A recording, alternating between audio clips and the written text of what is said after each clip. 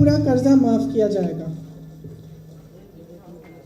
हम ये कह रहे हैं कि हमारी सरकार जब बनेगी तो 10 दिन के अंदर अंदर किसानों का कर्ज माफ किया जाएगा। छत्तीसगढ़ में जब कांग्रेस की सरकार आई तो आप सबने देखा होगा कि शपथ लेते ही 3 घंटों के अंदर अंदर किसानों के कर्ज माफ किए गए। उसी तरह से हम यहाँ भी उत्तर प्रदेश में करना चाहते हैं। 2500 में गेहूं धान और 400 में गन्ना खरीदा जाएगा। बिजली बिल सबका हाफ किया जाएगा। कोरोना काल में जिस का बकाया है वो साफ किया जाएगा, खत्म किया जाएगा।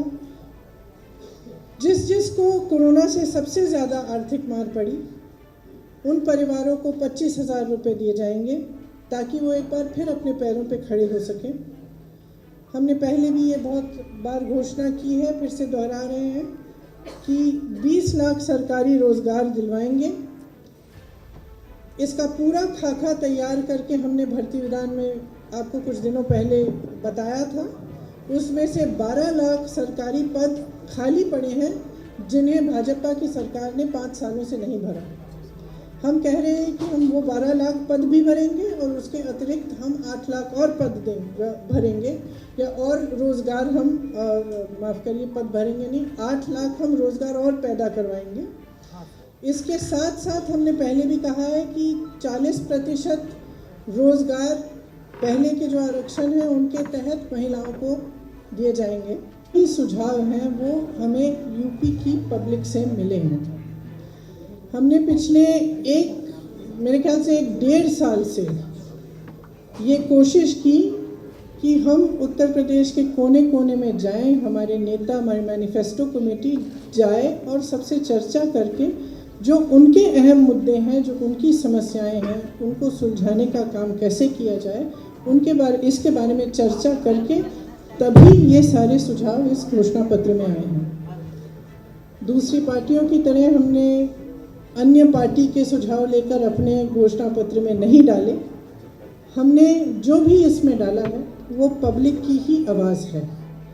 जैसे लल्लू जी ने कहा, हमने पिछले 2 सालों से बहुत संघर्ष किया, लेकिन हमारा संघर्ष पब्लिक के संघर्ष के मुकाबले में कुछ नहीं है। जो उत्तर प्रदेश की जनता आज संघर्ष कर रही है, जितनी परेशानियां को वो झेल रहे हैं, वे आप बहुत अच्छी तरह से जानते हैं। जो सबसे बड़ा मुद्दा है रोज़गार का मुद्दा, उसके बाद महंगाई का मुद्दा, इन दोनों को निपटाने के लिए इनको कैसे हम इन समस्याओं को किस तरह से हम सुलझाएं, उसके लिए हमने बहुत चर्चा की और हमने काफ़ी इस विधान में भी और जो भर्ती विधान है, शक्ति विधान है, उसमें भी हमने इसके बारे में अपनी घोषणाएं की हैं। तो मैं कुछ मुख्य बिंदु इस घोषणा पत्र के मैं आपको पढ़ के सुनाना चाहती हूँ। ये देखने को मिल रहा है कि जो छोटे व्यापारी हैं और मझोले व्यापारी हैं वो एकदम इतने त्रस्त हैं और परेशान हैं क्योंकि उनके लिए एकदम कोई भी सपोर्ट, समर्थन सरकार की तरफ से नहीं आया है। और चाहे नोटबंदी हो, चाहे उसके बाद जीएसटी हो और उसके बाद जो कोरोना का लॉकडाउन हुआ, सबसे बड़ा प्रभाव इन्हीं व्यापारियों पे हुआ है।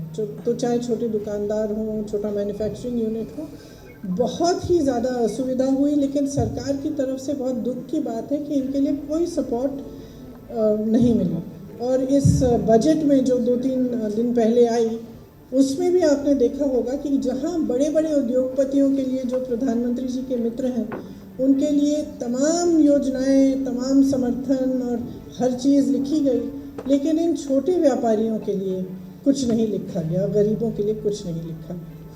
इसीलिए हम चाहते हैं कि एक ख़ास मदद हम छोटे व्यापारियों की करें। इसमें मुख्य बिंदु ये है कि जो पारंपरिक क्लस्टर्स होते थे, जैसे मुरादाबाद में पीतल का क्लस्टर, कानपुर में लेदर, इनको हम और मजबूत बनाएं। ये हमारे इस उन्नति विधान में है कि हम आउटसोर्सिंग बंद करना चाहते हैं।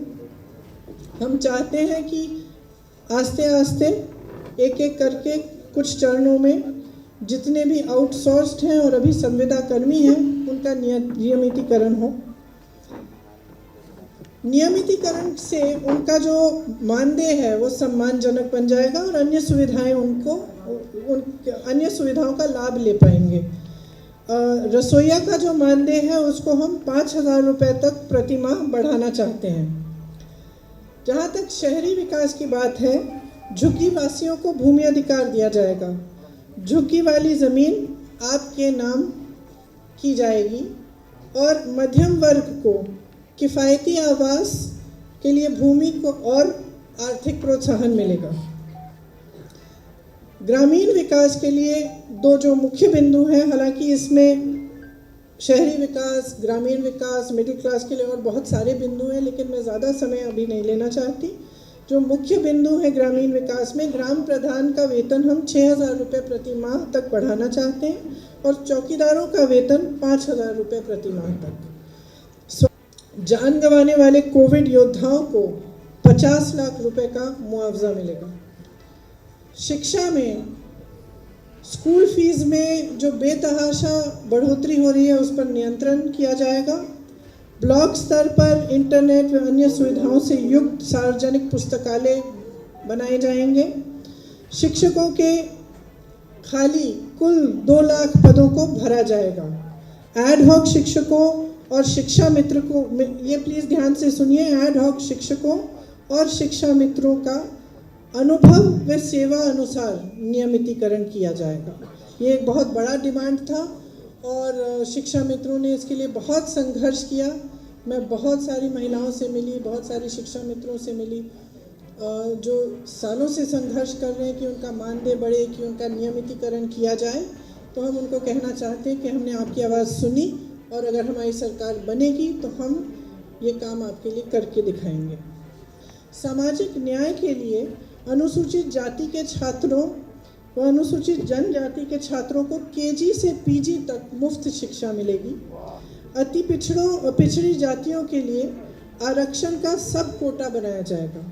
निषादों को नदियों से संसाधनों पर अधिकार मिलेगा। अति पिछड़ी जातियों के लिए छात्रवृत्ति, हॉस्टल्स जैसे लक्षित कार्यक्रम इस उन्नति विधान में है। कारीगरों व बुनकरों के लिए विधान परिषद में एक आरक्षित सीट। दिव्यांग बहनों और भाइयों के लिए 3,000 रुपये प्रति माह का पेंशन।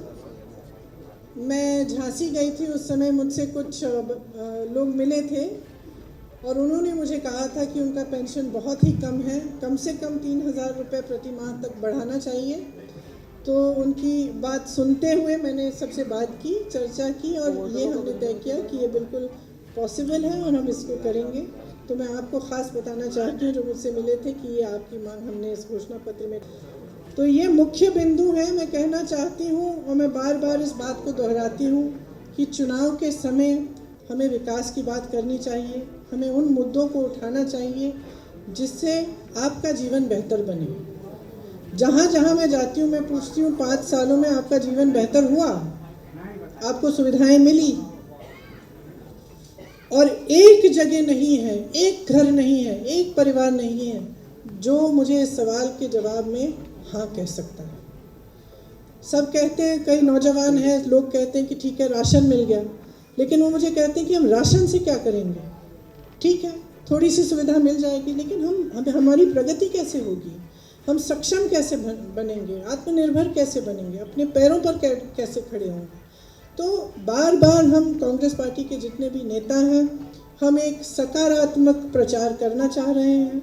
हम चाह रहे हैं कि उत्तर प्रदेश की बात हो, आपकी जनता की बात हो, आपके विकास की बात हो। और मैं जो भी देख रहे हैं इस प्रोग्राम को, मैं आपसे आग्रह करती हूँ कि आप सारे राजनीतिक दलों से विकास पर अपने जो मुद्दे हैं, आपके मोहल्लों में, गलियों में नल क्यों नहीं है, सड़कें क्यों नहीं बनी हैं, बिजली क्यों नहीं है, पानी क्यों नहीं आ रहा है, शिक्षा की सुविधा क्यों नहीं है, सेहत के लिए क्या सुविधा है, ये सब सवाल आप उठाएं और उनको मजबूर करें कि इन सवालों पे चुनाव लड़ा जाए। तो आशा है कि हमारा जो घोषणा पत्र है इसमें आपकी बहुत सारी समस्याओं के समाधान की बात है। आप सब इसको ध्यान से पढ़ेंगे और वोट डालने के समय भी इस पर आप अपना ध्यान आकर्षित करें। धन्यवाद।